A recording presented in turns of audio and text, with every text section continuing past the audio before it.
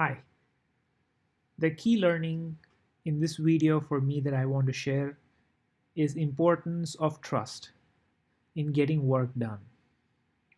As a leader, as a boss, as a manager, your ability to succeed and get work done and produce big results greatly depends on your level of trust with your direct reports, with your team members.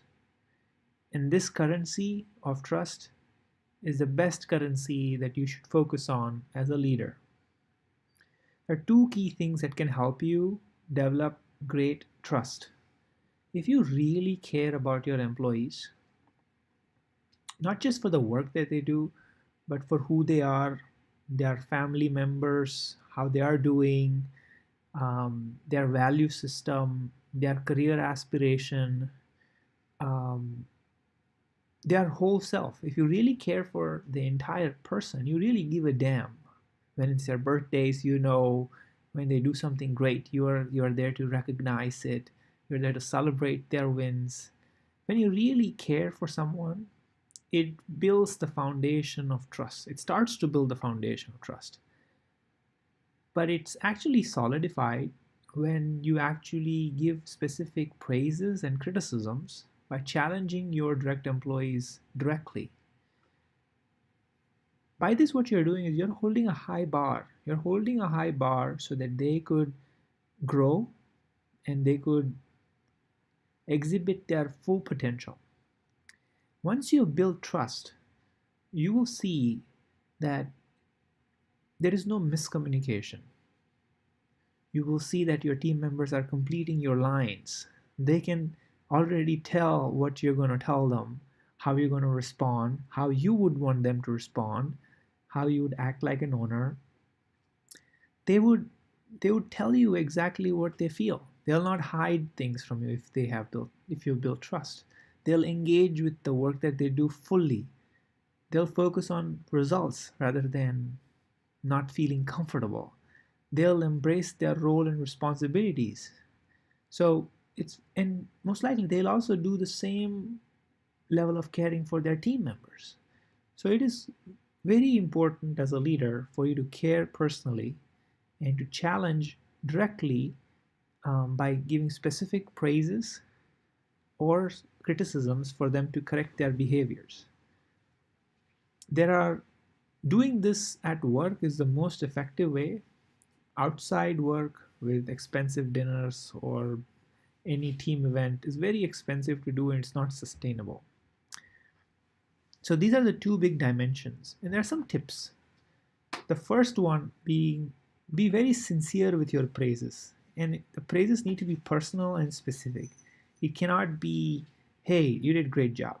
It could be, hey, the way you took care of that specific customer escalation and how you closed the loop with them was awesome. Now that's more specific, and it's also very personal as to what that person did. So when you offer praises, be very sincere. That is an important thing while you challenge directly. Also, when you see issues, do not attack the person, attack the behavior. Go as strong as you want attacking the behavior. It could be that, hey, the level of quality of code coverage in our code base sucks. It's terrible. Now you're attacking the problem, not the person. And if they sound stupid, you say, hey, you sounded stupid in that meeting, or you sounded not appropriate, instead of saying, hey, you acted stupidly, or you are stupid, right? So very important when you give criticism that you attack the problem and not the person, because then they'll not be defensive. So there are two big main tips. There are more that I'll share, and let's get into this detail. So two big dimensions: challenging directly and caring personally. So there are four quadrants. If you challenge directly or you don't challenge directly, so if you are either here at this top right, where you care personally about the person and you challenge them directly to double down on your strengths and double down or slow down on their or improve their weaknesses, then you're in this quadrant. If you care personally but you cannot really tell them what's wrong, then that's a problem in how you feel they will take it. So this is ruinous empathy. Things are going bad, you care, but you cannot say. That's a problem because you're worried about them. And so then you are here in the ruinous empathy quadrant. If you do not challenge directly and you do not care personally, then you are manipulative, you are insincere, you are backstabbing. That just erodes trust. All of these three erodes trust. The fourth is you challenge aggressively, but you do not care at all about the person or the work or the relationship or the trust that you build. Then you're very aggressive. You can get work done in a short period of time, but long term, a lot of people will not be happy. They'll leave you. You cannot really build long term relationships, and work will not have continuity. So it's very important when you praise or when you challenge that you know the line as to where are you, and you do it after you built this level of trust. And there are very many specific ways in which you can get started. The first one is when you give feedback. We talked about two big things. Make sure that your praises are sincere. The second is attack the person, not attack the person, attack the problem. And second, when you're specific, leave no chance for misinterpretations. If what you say is not specific and it can be got in two different ways, then that's a problem. So when you give the feedback, when you challenge, make it very specific and leave no room for interpretation. The other one is if you when you say it in a way that makes the other person feel that you really care. But before you say it, actually feel that you care for them. Unless you feel it, they will know that you are faking it. So your intention as a leader should be to get them back on track. That should be the constant motive. And there are going to be big things that you would want to challenge and say, but start with small things.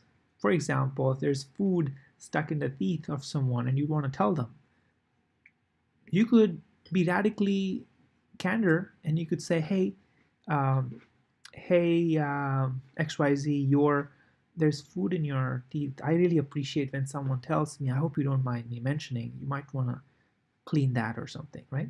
So there's small things that do not really impact, but it tells that the person really cares because you cared about them not minding, but at the same time you cared for them to actually fix some of those things. You could also be not saying anything. You realize that they're looking bad, but you don't do anything about it. That's a problem. They are going down the wrong thing. Everyone's gonna watch them, and they're all gonna be thinking about it. No one's correcting them. That's a problem. The third is you actually make fun of them. So you could go from saying, "Hey, this guy never teats or never brushes his teeth," then it's aggressive actually, or this, or you don't say anything or you say something wrong. It's like, "Hey, his teeth are so clean," so you say something totally wrong. That's a problem.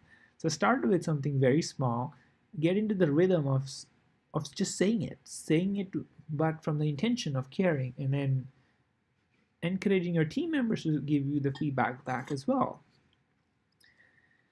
And this is a journey. So at any given point, you will realize that you're either in one of these four quadrants. Just realizing this and then moving to being radically candid in our conversation, that is success. Hope this was very useful framework. I love this book. I really uh, appreciate Kim spending a lot of time writing this. Um, Thank you. If you have comments or questions on this, on how you were radically candid with your team members or at work, at home, then share in the comments, and I would love to engage with you on some of those ideas and thoughts. Thanks.